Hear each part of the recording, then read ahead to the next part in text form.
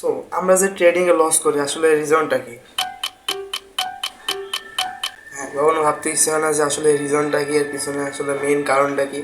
So সব থেকে বেশি যে মানে যে কারণে আমরা ট্রেডিং লস করি সেটা হচ্ছে ওভার সাইজিং। তো আমরা বেশিরভাগ সময় আমাদের মানে রিস্কটারে একেবারে পুরো হিউজ কোয়ান্টিটি লেভেলে নিয়ে যাই। মানে আমাদের সব সময় অলওয়েজ টাইম ট্রাই করতে হবে যে আমরা যাতে রিস্ক এমনভাবে নিই যে সাপোজ আমি একটা জিনিস রিস্ক নিছি, সাপোজ আমি $5 রিস্ক নিছি। সো এটা যদি আমার এসএলও হিট করে বা টিপও হিট করে তাহলে আমার কোনো মানে ভিতরে কোনো মানে কষ্ট থাকবে না। যদি স্টপ লস হিট করে তার সাথে আমার কিছু মনে না হয়, মানে এতটা পরিমাণ ছোট পরিমাণে আপনার স্টপ লস নিতে হবে যে মানে ওইটুকু কিছুই না, মানে কিছুই মনে হবে না যে এত মানে ছোট পরিমাণে আপনাদের কোয়ান্টিটিতে স্টপ লস নিতে হবে।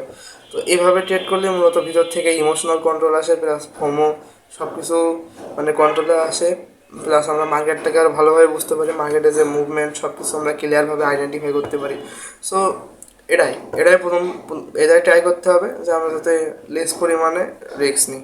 তাহলেই দেখবেন যে আপনার রিস্ক লো পরিমাণে রিস্ক নিয়ে আপনি হাই রিস্ক রিওয়ার্ড রেশিও নেবেন, তাহলে ইনশাল্লাহ দেখবেন যে আপনি প্রফিটেবল হয়ে গেছেন।